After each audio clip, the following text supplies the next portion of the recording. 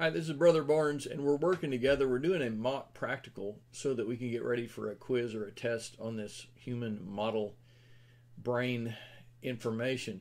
Please number 11, 12, and 13 in the comments below. Tell me what you think about the identity of these structures.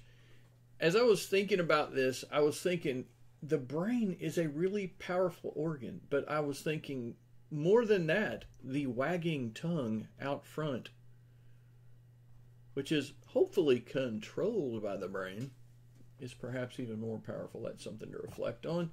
All right, 11 connects the hemispheres. By the way, this is a sagittal view of the brain.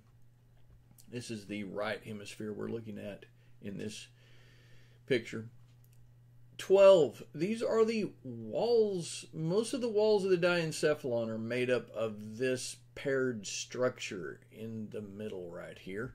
And then 13 is a lower portion of the diencephalon that is responsible for a lot of homeostatic mechanisms. And when we say homeo, we mean the ability of the body to keep things the same or in a steady state, homeostatic. Tell me what you think, 11, 12, and 13 in the comments below.